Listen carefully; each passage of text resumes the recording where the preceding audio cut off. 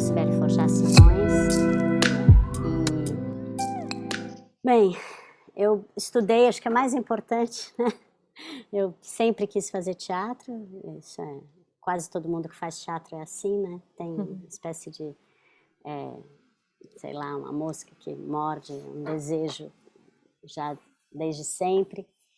E eu, bem, eu fui concebida no CRUSP, meu pai era aluno da filosofia, minha mãe era aluna também, os dois eram alunos de ciências sociais, na Maria Antônia. E meu pai morava no CRUSP, eles eram alunos da FEFELESH quando eu estava na barriga. Né? Então, tem alguma coisa ali de... E aí minha mãe casou com um professor de filosofia depois. Então, a minha relação com a USP era meio natural que eu pensasse primeiro, mas eu já tinha uma relação grande com a USP, e eu sempre, esse professor de filosofia que chama Vitor Knoll, que foi pai das minhas irmãs e meu padrasto, ele adorava teatro, e ele era fotógrafo amador do Teatro de Arena durante os anos 70. Então, eu também cresci vendo fotos de teatro e vindo à USP, às vezes, né, assim, minha mãe fez pós na FEFELESH também, ela é historiadora e professora de política, então a USP para mim era um lugar, assim, para onde eu imaginava que eu iria. E desde os 10, 12 anos, eu lembro que eu tinha assim, eu quero fazer teatro, mas eu quero dirigir. Como é? Que escola que dirige? Eu tinha um amigo que era o Cacau, que é filho do Guarnieri, e o irmão dele estava fazendo assim, não, é a ECA. Eu sempre imaginei que eu fosse fazer vestibular para esse lugar que chamava ECA, onde tinha um curso de direção em teatro, de fazer, eu quase pus cinema. Mas na época era película, ninguém filmava no cinema, demorava 4, 5 anos para fazer um filminho. Aí eu falei, não, já faço teatro, eu vou ficar no teatro mesmo. Eu estudei no Departamento de Artes Cênicas de 85 a 89. Acho que foi realmente o lugar onde eu encontrei não só uma estrutura, né, assim, de começar a fazer. Eu já fazia teatro, então eu entrei no CAC para fazer direção, né? Eu queria dirigir. E acho que uma coisa que é importante para vocês, alunos da ECA, é que os encontros que eu tive durante o meu período de graduação e, de alguma forma, os grupos de teatro, as grandes parcerias que eu fiz durante esses 5 anos, eu levo para a vida toda. Então, eu realmente sinto como se fosse um lugar onde eu plantei as minhas raízes, assim. Fui de uma turma muito especial, né? O Antônio Araújo Tó é da minha turma, a Lúcia Romano, tem muitos professores, atores, atrizes com quem eu trabalho a vida inteira, que estavam na minha turma. Então, a gente realmente, além de fazer as disciplinas e tudo, a gente criou um grupo de teatro que chamava Barca de Dionísios, já desde o primeiro ano. E então, durante todo o período que nós estivemos juntos, juntos, nesses 5 anos, a gente também fez teatro juntos, criou laços, criou um grupo. Porque teatro não tem um mercado, você não faz um curso de teatro, vai procurar um emprego, isso não existe, ninguém vai bater na sua porta e dizer assim, oi, você é diretora de teatro, tem um diploma? Então a gente tem que realmente criar o nosso caminho. Eu, na verdade, nunca imaginei fazer uma carreira acadêmica, nem eu fui para o teatro. Desse grupo eu entrei depois no Teatro Oficina Usina Zona, onde eu trabalhei com o Zé Celso Martins Corrêa como assistente e iluminadora do teatro por 10 anos.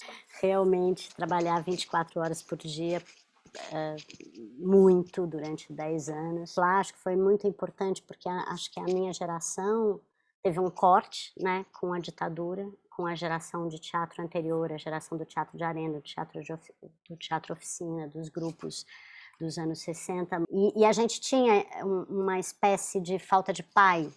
A ditadura civil-militar vai até 85, 86. A primeira vez que a gente votou foi 89. Um ano antes de eu entrar, teve o movimento pelas diretas. Foi 84. Eu entro na faculdade um pouco no luto, embora o país inteiro tenha se levantado. Entrou o Tancredo Neves, uma pessoa de centro, honrada, que morreu, e a gente foi parar na mão do Sarney. E assim que eu me formei, a gente pegou a ditadura econômica, assim, para as artes na lapela, Collor, né? Tá, 89. O que existia, o pouco que existia de lei cultural, de estrutura de cultura no país foi estraçalhado. Tinha uma inflação galopante, não tinha nenhuma estrutura de produção de teatro, mesmo de cinema. Foi um golpe na cultura que demorou 20 anos para...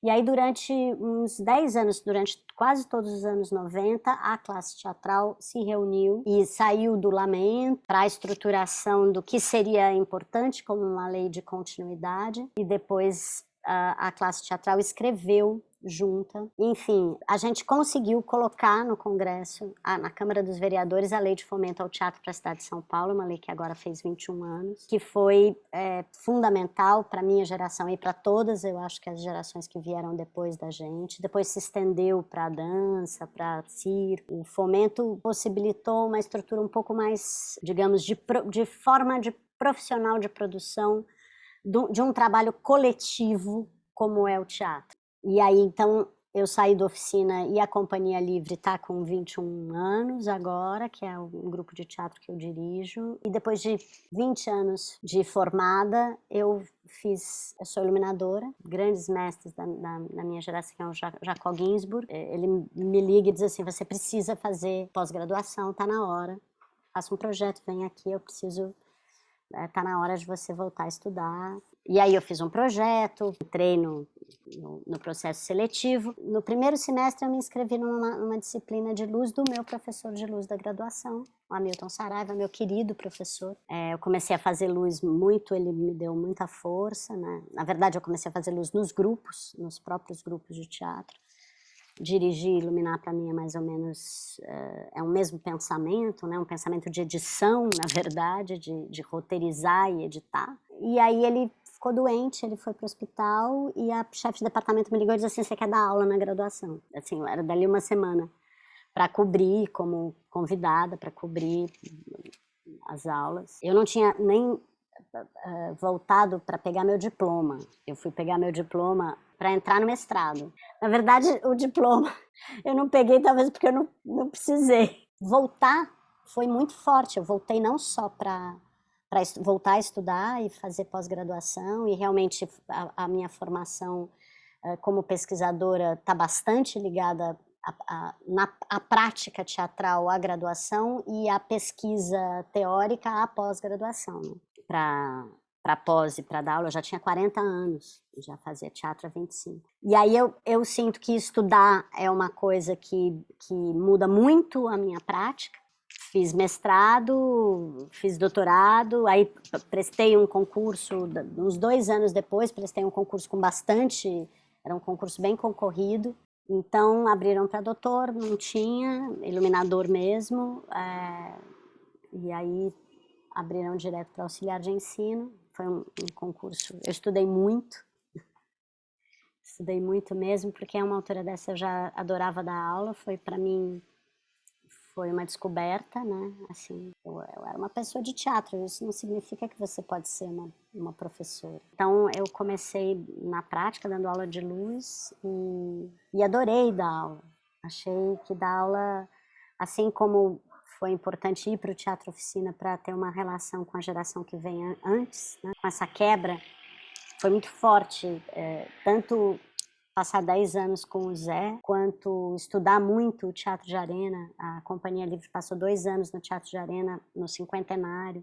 A gente fez um grande projeto de memória do Teatro de Arena, encontrou cada uma das pessoas do teatro, teve entrevistas, a gente fez leituras encenadas. Então, na minha formação, eu sinto que teve uma relação com aprender com quem vem antes, e depois de uma certa idade, isso se completa dando aula, ou seja, tem uma espécie de fluxo, né, entre gerações, que é uma coisa que te atravessa, não é tanto pessoal, eu sinto. Teatro é muito coletivo. Então, tanto tem essa parceria com a sua geração, como um aprendizado, além do aprendizado, digamos, disciplinar, na faculdade, tem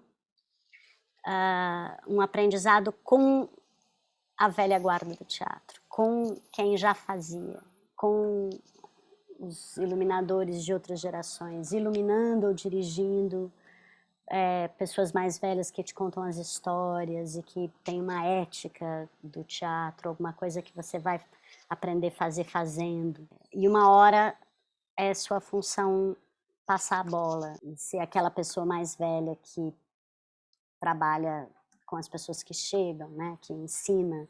Então, a pedagogia, ela tem bastante a ver com o próprio entendimento do teatro como uma coisa coletiva que se constrói através de relações partilhadas, compartilhadas.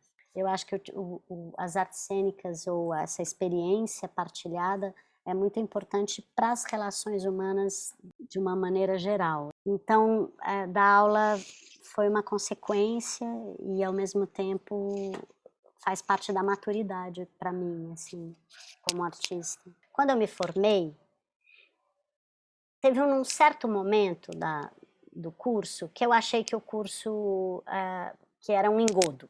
Como também o Departamento de Artes Cênicas é o primeiro a pensar o teatro a nível superior, então quem abriu o departamento eram principalmente grandes teóricos da geração do Jacó, Anatol Rosenfeld, a geração do Antônio Cândido, né, uma geração que acaba de se ir toda agora, quase. Mas grandes pensadores do teatro, mas tinha pouca gente da prática.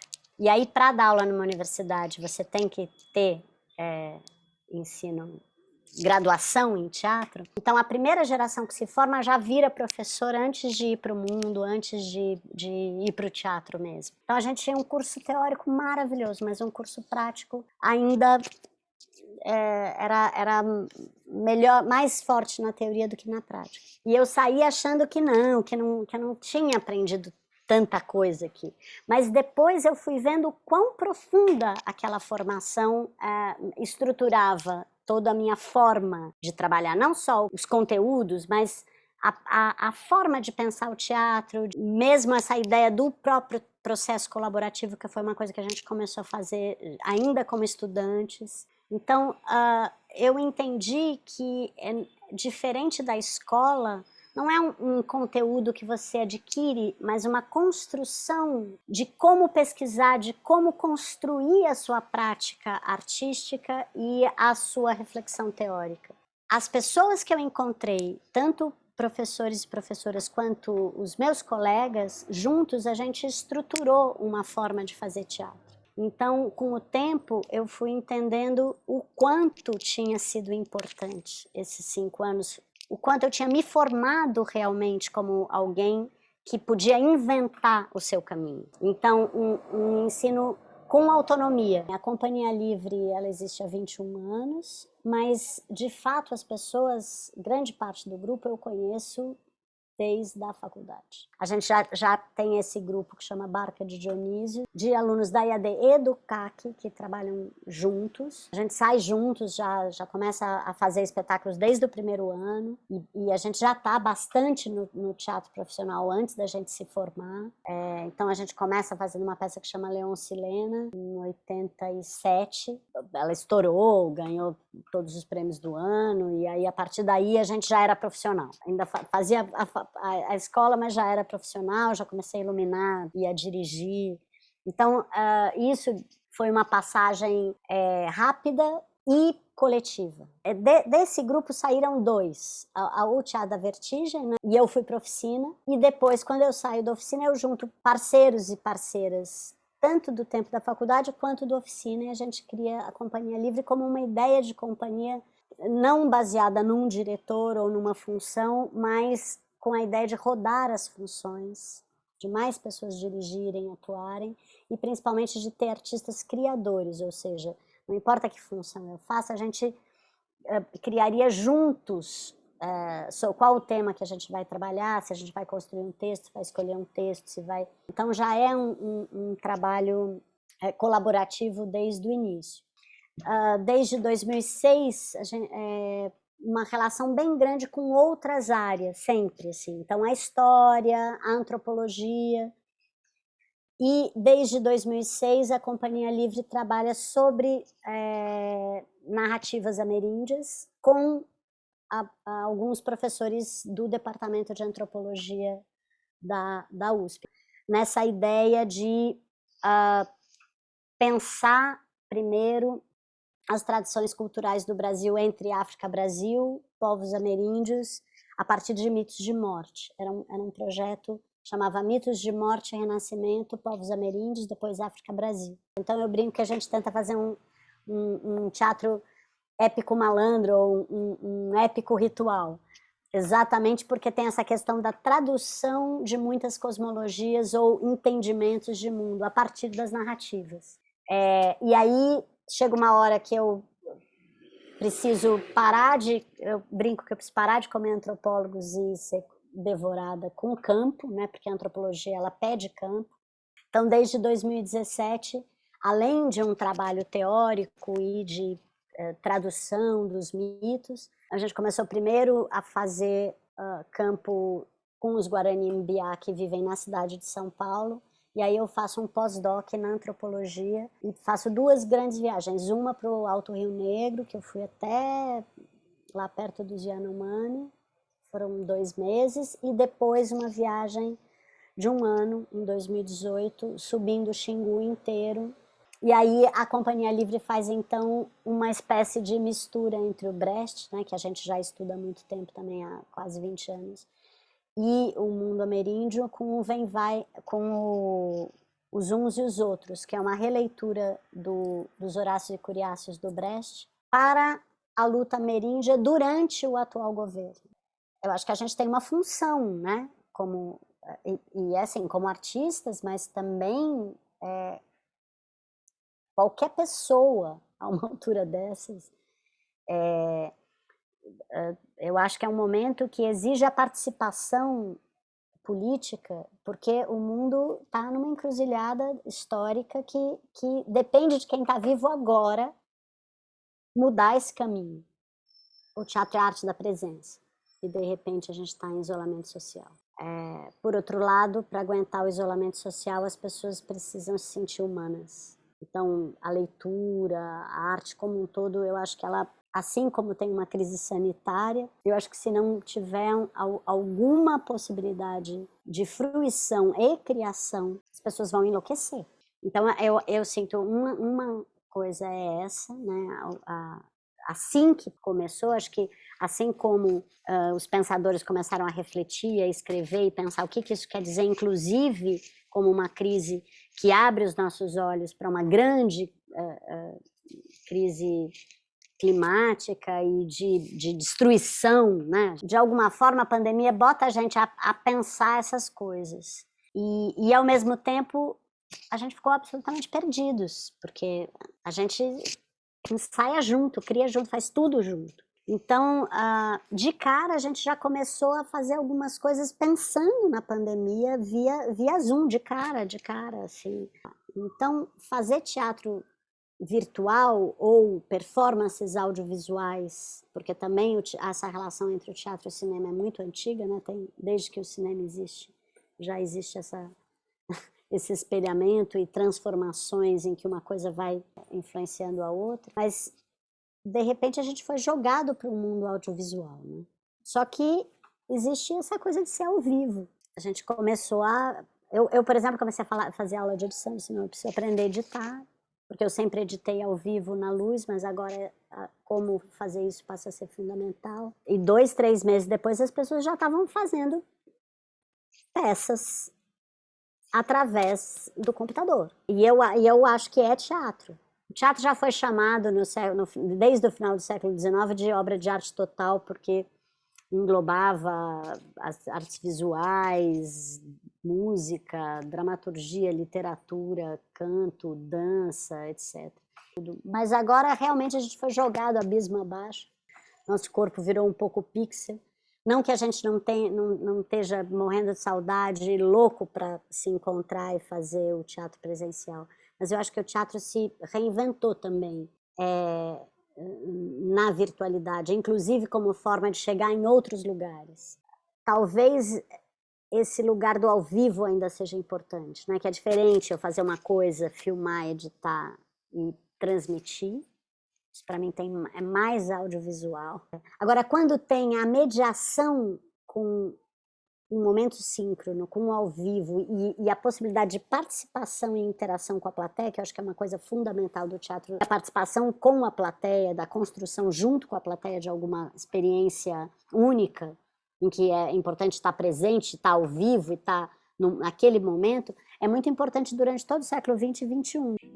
E a questão da experiência compartilhada com a plateia passou a ser fundamental, e desde os anos 60 uma das grandes vias do teatro não é da plateia que senta num lugar e vê alguma coisa como se fosse cinema, mas de uma plateia ativa, da participação corpórea da plateia.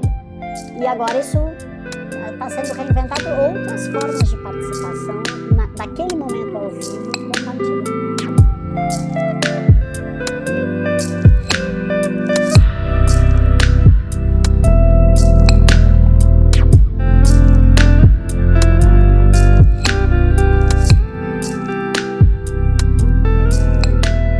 Não sei, e realmente isso depende só da gente, né? Fazer conexões, porque é através das conexões com as pessoas que são seus colegas que você começa realmente a pensar a relação profissional, não só pessoalmente, o que aquilo serve para mim, para eu viver a minha vida, e começa a pensar realmente em que medida aquilo vai construir o mundo que a gente precisa hoje. Que mundo a gente quer construir junto? Depende de nós. O mundo não era assim e não vai ser assim. Se continuar assim, vai acabar. Então, a capacidade de transformação humana é a única coisa que pode tirar a gente de um lugar destrutivo, parasita do capitalismo. E a arte, eu acho que ela está nesse mundo aí para a gente pensar isso e transformar esse mundo em alguma coisa possível.